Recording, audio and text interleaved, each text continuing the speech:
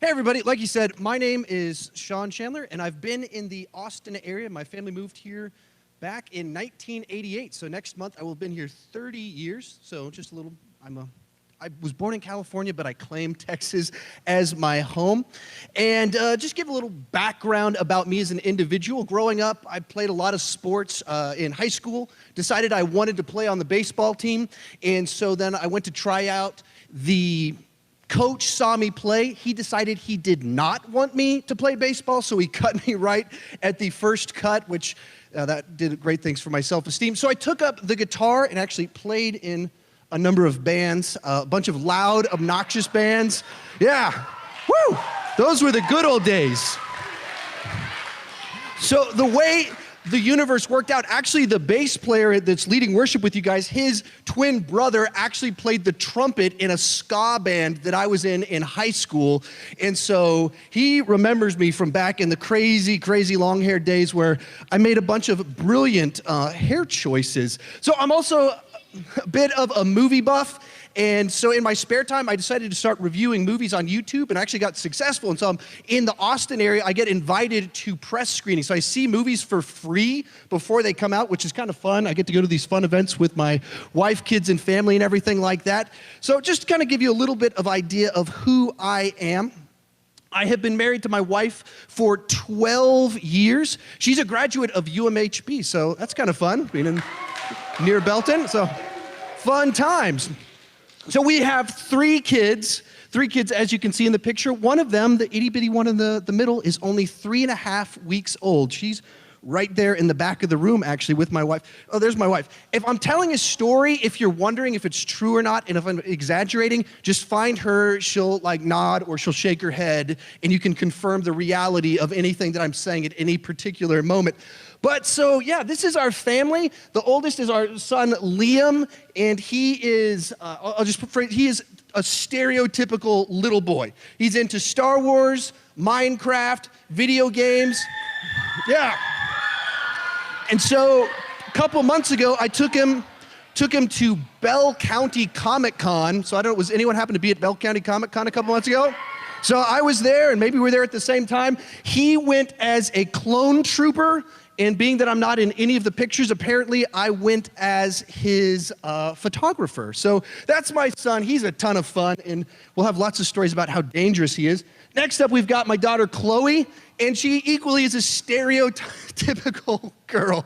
As much as he loves all these very boy Star Wars comic book characters, all that fun stuff, she likes Barbie and My Little Pony.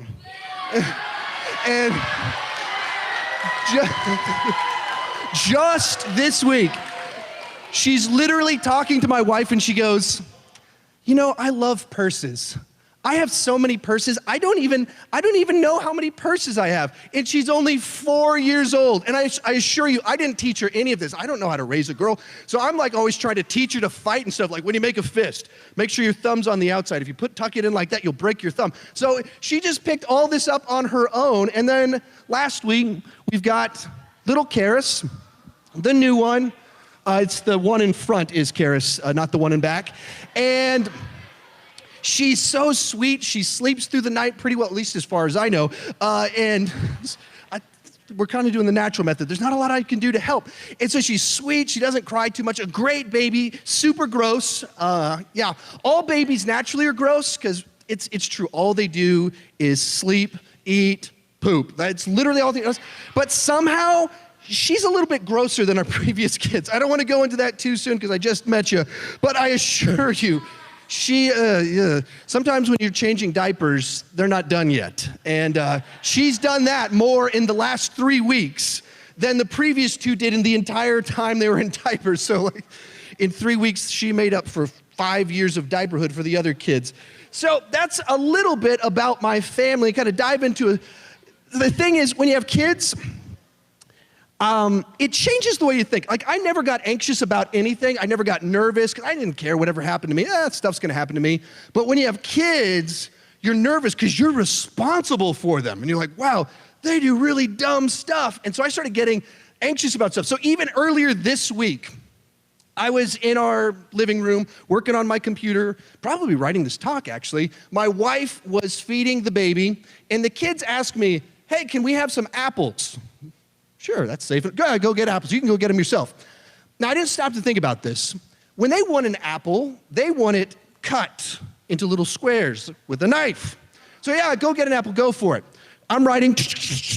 They walk into the kitchen, and I hear kind of like footsteps and creaking. I hear as they're walking across the counter in our kitchen, and then I hear as knives come out of the block, and I start to have this thought, wait, did I just send my 4- and 6-year-old into the kitchen to grab knives?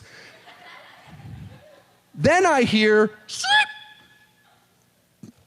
that didn't make noise. I hear this fumbling sound, and then a body onto the ground.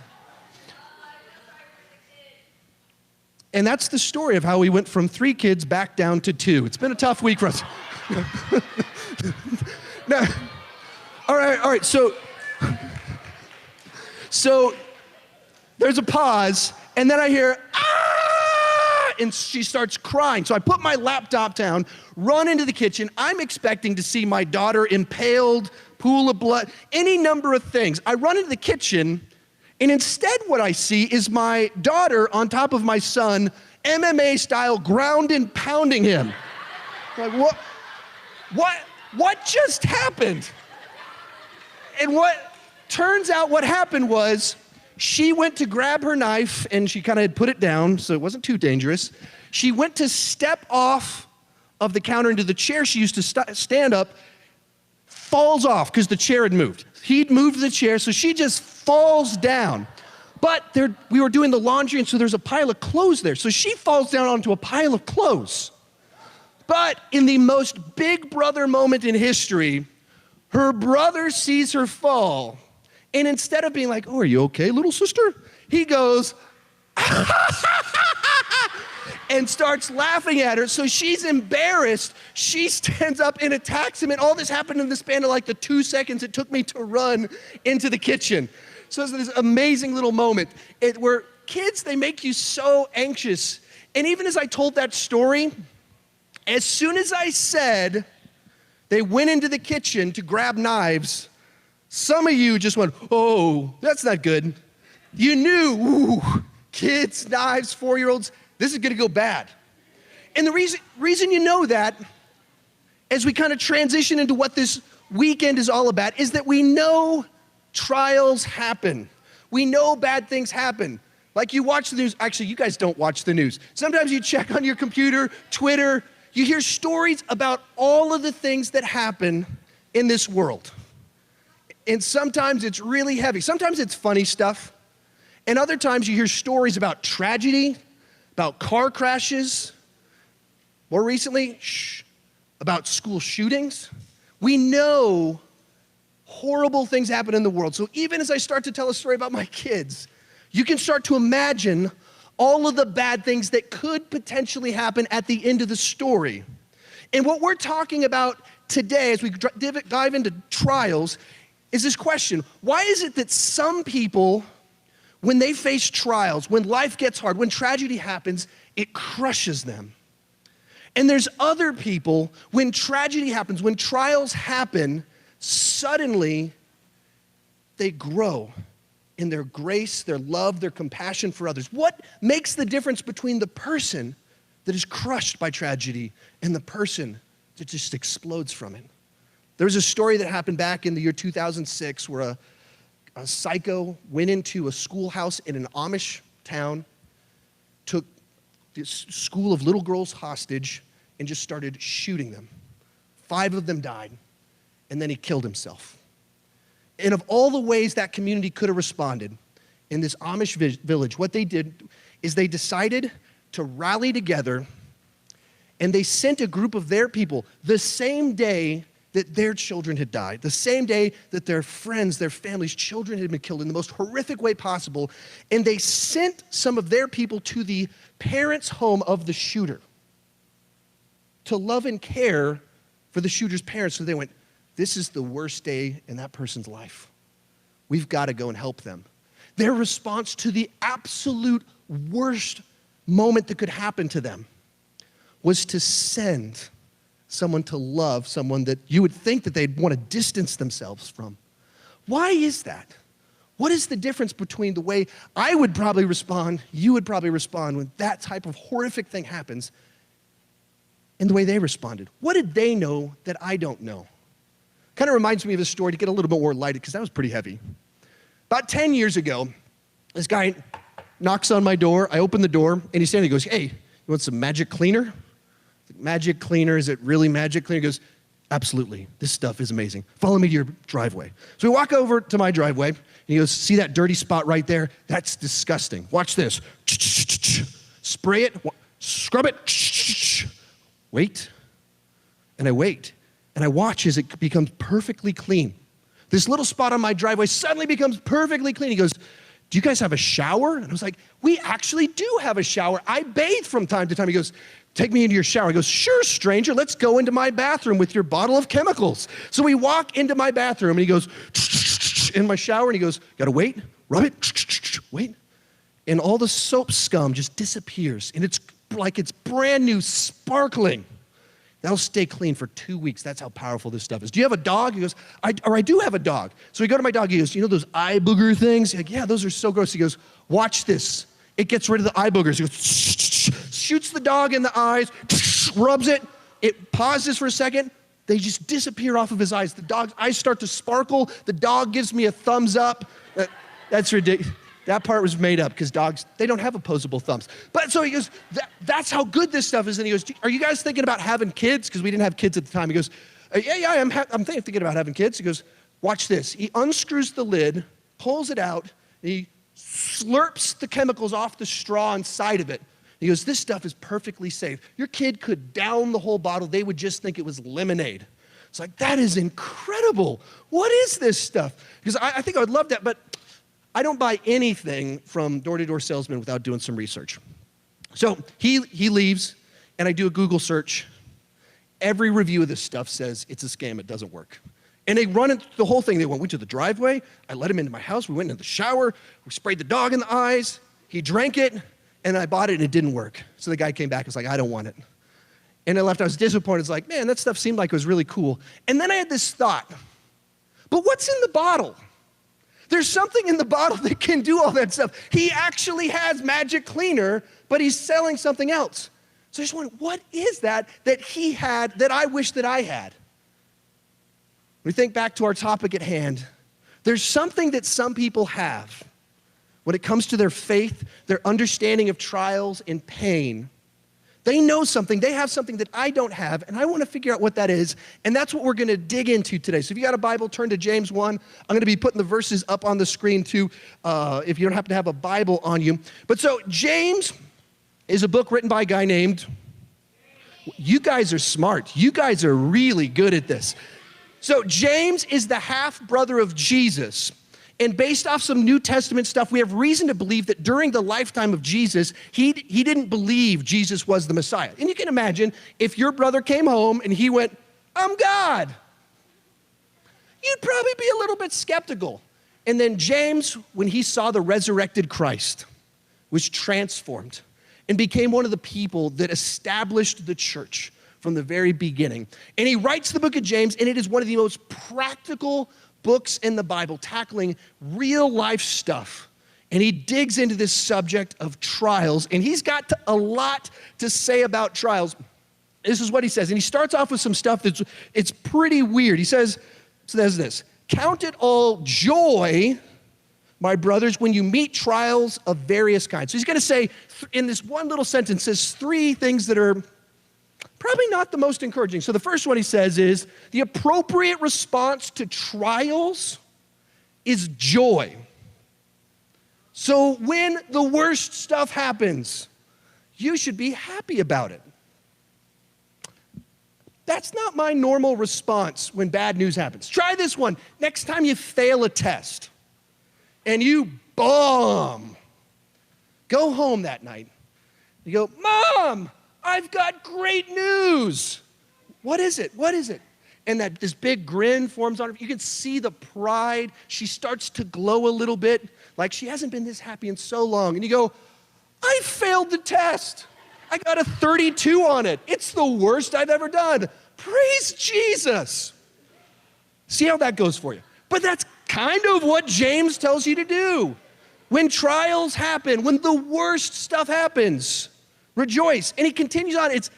Look at what he says here. He says, count it all joy, my brothers, if you meet trials. No, he says, when you face trials. See, what he says is, trials are inevitable. You are going to face hard times. It's going to happen, and it's going to happen in many different ways. You're going to order a latte with your hard-earned money, and you're going to go to drink it, and it's going to be cold. And you just spit it out like that, $5 on this, and then you're going to be playing Fortnite, and you think it's your best game you have ever played. You think you might even get number 1, and then someone is going to snipe you and take you out. You're going to face some hard stuff in life.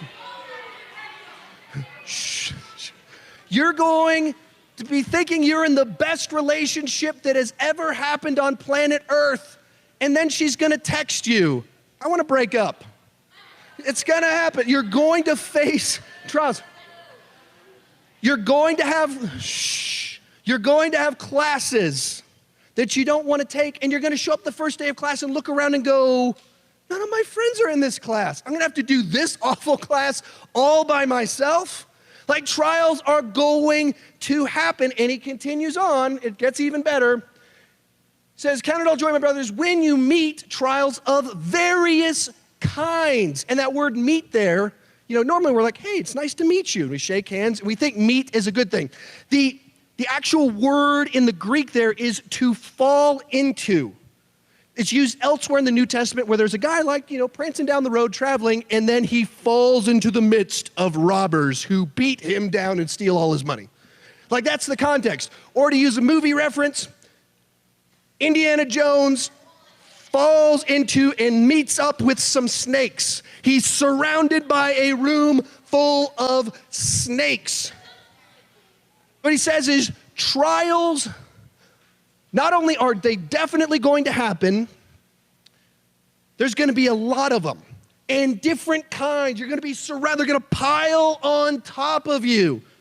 So you're going to be playing Fortnite, thinking you're going to get number 1. You're going to get shot and sniped, and then you're going to turn over, and your phone's going to ring, and it's your girlfriend, and she breaks up with you. And then you remember you're supposed to be in class right now, a class that you hate, and then you remember that none of your friends are in that class, and then you're going to grab your latte and take a drink of it, and it's cold, and you're going to walk outside, and someone's going to shoot you.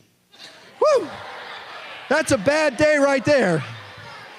Woo! That escalated real fast. And right when that happens, shh. And while you're laying there wondering, how did this happen to me? James says, you should rejoice. What? That's, shh. That's not my natural response to a bad day. That's not what I normally do when everything goes wrong. And you think about it, there's really only 2 types of people that are happy when bad things happen. First group, crazy people. Like her right here. Crazy people, people that are totally out of touch with reality. These are people that bark at, rocks and trees. Their biggest struggle is they're like, kangaroos have pouches in front. Why don't I have a pouch? Like, people that are just disconnected from reality. People that are just bonkers. Shh. So that's the first group of people. The second group of people that rejoice in hard times, people that know in that struggle, in that trial, something greater is going to happen. They know that through this struggle, they have this knowledge that this matters, it means something, and this is going somewhere. So I think of another movie I saw, a gentleman named Obi-Wan Kenobi. If you haven't seen the movie, If you haven't seen the movie, I'm gonna spoil something a little bit, but if you haven't seen it already, you're probably not worried about this. So Obi-Wan Kenobi gets in a lightsaber duel with a guy named Darth Vader. And then some of you guys might be able to quote along with me here. He says to him, "Strike me down, and I will become more powerful than you can imagine." And then Darth Vader whips back his lightsaber, swings at him. Obi-Wan Kenobi's totally chill, just standing there.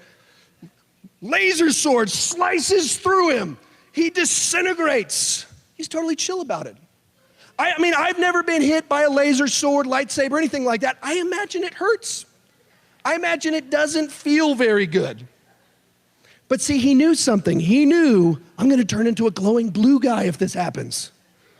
And if this happens, we're gonna be able to defeat them. See, he knew something better was going to happen. And people that know in the struggle something greater is gonna happen, they can respond with joy. And we're gonna dig in deep and look at what that looks like. The rest of the passage, he's gonna start exploring those specific things that you can find out and you can know. It says this, verse 3, because you know that the testing of your faith develops perseverance. The testing of your faith, when you go through trials, it builds your perseverance. So think through, the idea here is that when you go through hard times, it prepares you, it reinforces in you the ability to handle more struggles in life. So you think through like the idea of exercise. The way weightlifting works is the first time you go to the gym, you pick up some weight and you're like, wow, this is really hard. And you start lifting it and it like, you're sore, your muscles hurt. And then you come back the next week and you can lift a little bit more and you get a little bit stronger. And every time, it actually, when you do it, it breaks down your muscles. They actually get damaged and they grow back stronger. And when you lift weights, acid starts to build up inside of the muscle and it actually starts to burn if you're doing it right. And then after you lift weights, like an hour later, your arms and legs are like jello. So one time when I was in college, I lifted weights and had leg day. I was doing squats and stuff. And then I went to a meeting with some people at my school, and so my friends are all in front of me, and I start walking down a set of stairs, and my legs were jello, and I just, whoa, and fell down the stairs. Now, was it fun to fall down the stairs? It actually kind of was a little bit fun, but that's because I'm kind of crazy. But so I fall down the stairs, it's kind of embarrassing. As you're lifting weights and your muscle starts to burn, it's not like, yeah, I love the burn. Like, no.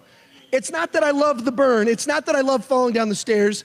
I love that I know that I'm gonna be healthier later on. If I do this, I know I will be stronger. Runners, you know you'll have better cardiovascular strength and all of that fun stuff. You know you'll keep increasing. And that's what trials can do for us in life, is they prepare us for more. They build an endurance inside of us. Like my kids, they're young. That's the definition of a kid. They have no emotional fortitude at all. Hey kids, you gotta go to bed. No! It's not fair. Why is it? Why is it that adults get to stay up and we have to go to bed? And we're thinking like, you guys are so lucky. I wish I could sleep 12 hours every night. Why don't we get to do that? They sent me some water. Apparently I'm losing my voice already. It's a trial I'm facing.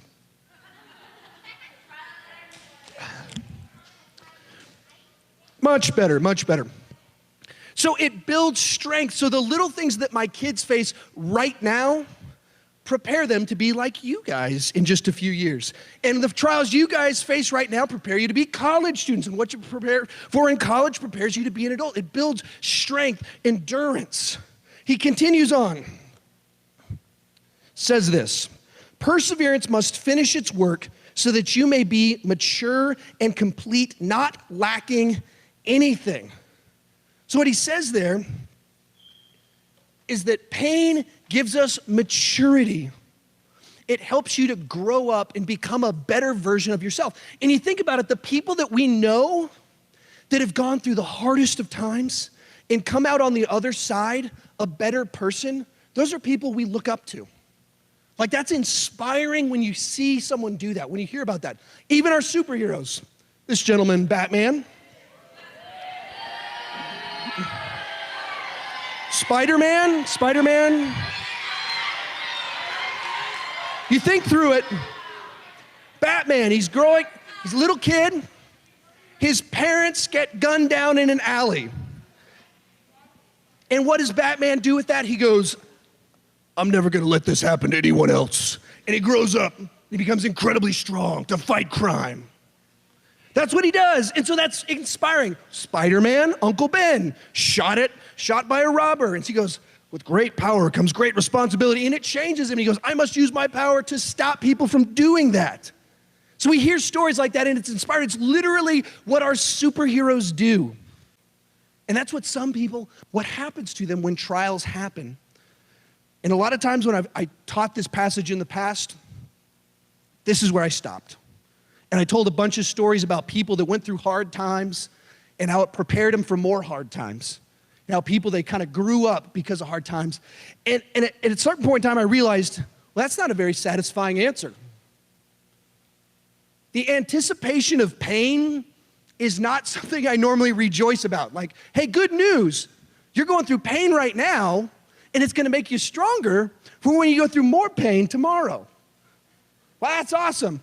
We're gonna give you a beating right now because we're gonna beat you again tomorrow, and it's not gonna hurt as bad because we beat you up today. Oh, bro, praise Jesus, hallelujah. Get the band back up here, let's sing to that. Woo! That answer works when it's your cold latte and you're like, yeah, I guess I do need to grow up.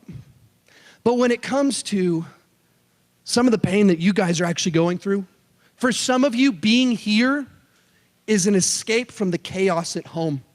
It's an escape from the memories or what you're in the middle of. Because when I said when trials happen, for some of you, you're like, it's not when trials happen, trials are right now. That's some of you right now. You're in the midst of all of it. And it's not very satisfying to hear, hey, cheer up, you can rejoice because it's gonna get worse. That's not normally the best answer. So he's gonna continue on in the passage and he's gonna tell us something.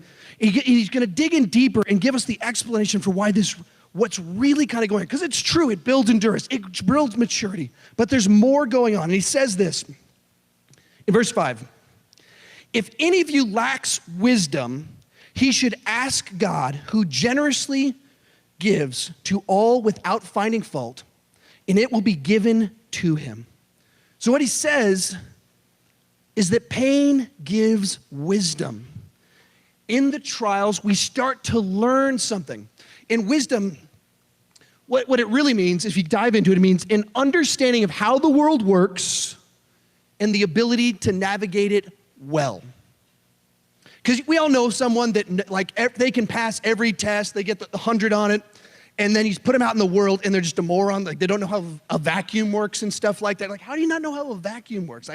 There's some people like that they just know everything except how the world works. So wisdom is the understanding of the world around you and how it works. So I think about, like, with parenting, my job as a parent is to prepare my kids to be an adult that loves Jesus, that's a productive member of society, that's well-adjusted. That's my job. And the way you do that, the way you get them to understand how the world works and help them to navigate in it, is you put them in stressful situations that's ahead of where they're at. You put them in it and let them fail. Like the first time you grab your kid, like first time when she's, 6 months, 9 months from now, we're like, time to stand up. I'll put her there and she'll go, fall right on her face. Woo, world's best, greatest dad right there. Like that's the sort of thing you have to do, is you have to, like, challenge them. I think about this last summer, trying to teach my kids to swim. And my son, he actually figured it out last summer, and then this summer started, he's like, I don't know what to do. And so I pulled him out into the pool. I took him 10 feet away from the edge, and I was like, all right, son, I'm gonna let you go, and you gotta swim to the side. He goes, no, I don't know how. And so 3, I'm gonna let you go. 2, 1, I'm gonna let you go. And I let him go, and he just sinks. Pick him back up, pick him up. Son, what do you need to do? I need to kick, paddle, paddle, paddle. Right. You need to kick, paddle, paddle, paddle. So start kicking. So he starts kicking his little legs. Paddle, paddle, paddle, kick. And I let him go. And he swims to the side. So I put him in a stressful situation to kind of prepare him. And I was right there. It's not like I was like, all right, go to the pool. I'm going to read a book. No. I'm right there with him. Teaching him. My daughter, her thing was she's afraid of putting her head in the water. And so I tell her, like, you gotta learn, if you wanna be in the pool, for it to be safe, you have to learn how to hold your breath. So I gotta put you underwater. I'll plug your nose this time, and next time you gotta just hold your breath. And so she's, no. I'm doing it. Dad, why'd you do that? You gotta learn to hold your breath if you wanna be, she loves the pool, she loves the water, but scared to put her head underwater. Gotta do it again, gotta do it. And then she's back up, and she's like, okay, that wasn't so bad. And then right at the end of the summer, she put her underwater herself. Held her breath. And she's like, I did it. I figured it out. And now every time she's at the pool and someone new's there, she's like, Grandma, come over here. And we're like, whoa, get out of there. Get out. You got to breathe eventually. She's like, but I can hold my breath now. So what happens is that being in trials, it teaches you how things work. Being in that stressful situation helps you to understand the nature of how the world works, and it gives you wisdom. And then he's going to continue on, and he's about to go through this little passage, and it gets real poetic. He's been real clear. He's going to do this poetic deal, and I'll tell you exactly what it means.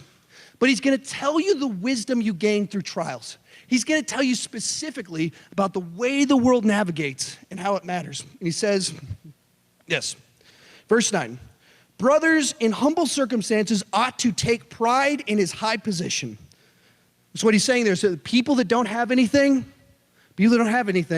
should take pride in that because you're going to learn something. The one who is rich should take pride in his low position because he will pass away like a wildflower. The sun rises up with scorching heat and withers the plant. It blossoms, falls, and its beauty is destroyed. Sorry about that. I forgot I was supposed to click this myself. In the same way, the rich man will fade away while he goes about his business. So what he's saying, if you want to boil all that down, make it nice and clear, what he's saying is trials teach us to stop putting our hope in things that fade away. Because he's talking about the rich man that has everything. Eventually the sun's going to come up and burn it all away and you'll lose it all. It says, the wisdom that you gain in trials is that you need to stop putting your faith in things that fade away, things that do not last. You have to learn to let it go. And to kind of put some skin on this is that each of us in this room, we have things that we care about way too much. They're not even necessarily bad things, but we care way too much, put too much value in these things that fade away. Before I kind of dig into the ones you guys deal with, think about adults and how they freak out over politics. Every 4 years, people are weeping, they're crying, the other guy won. 4 years later, it kind of switched sides, and the other side, oh no, the world's gonna end. They freak out over politics. World's still going. We're still here, but they put so much hope into the right guy winning. And then when the other guy wins, they're terrified. And then when their guy wins, they're disappointed when he doesn't do all this stuff he said he was gonna do. I mean, they just care so much about a politician that's lying to them. But for you guys, it's probably a little bit, some of you guys are probably into politics. For some of you guys, it's probably different. Some of you, it's your appearance. You're way too into how you look. Some of you, it's grades. Grades are a good thing. But your value is tied to your grades. And eventually something's gonna happen. You're gonna fail the test. Some of you, it's getting into the right college. Some of you, it's real silly. It's Fortnite. It really is. Like, oh, I'm really good. I get number one a lot.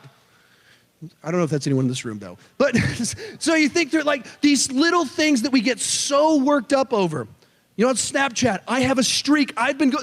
We got 60 days straight. And we put our faith and our hope and our value in things that are so silly, and they fade away. And what trials do is they give us some perspective on how silly a lot of this stuff is. And you look at it and you go, that's probably not nearly as important as I thought it was. You can even kind of ask yourself this question. Kind of go through it with whatever your thing is. And there's a lot of you in here, so there's a lot of different things that you guys are putting your hope in, but if you woke up tomorrow and all your hair fell out of your head, if you failed a test and you're not gonna get into that college, if you get cut from the sports team, if your parents take away the internet,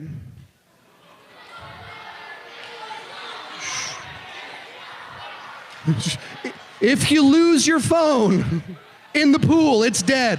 You're getting a flip phone. Shh, shh. If that happens, if you lose that thing that comes to mind, are you disappointed or are you devastated?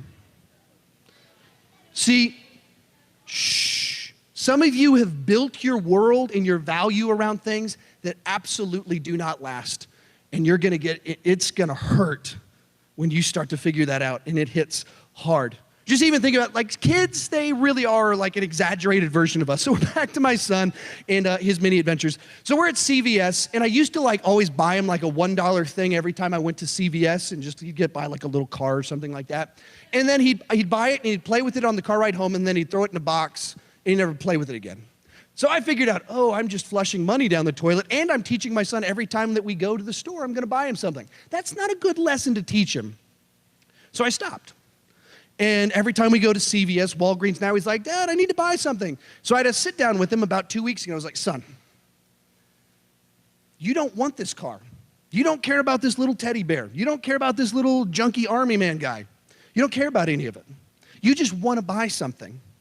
And when you get it, you go home and you throw it in a box. And you lose it and you never think about it again. And he's like, but I want something. I'm like, nope. That thing where I just buy you something because you want something, that's not good for you. That's going to end. And so he was like real disappointed and sad. 2 days later, he goes to bed. And then 30 minutes later, comes downstairs bawling, just losing it. Walks up to my wife and is just like, Mom, Dad said I can't get cars at Walgreens and at CVS anymore. And then I just throw it in the box and we lose it. I don't care about it. And I'm so upset about it.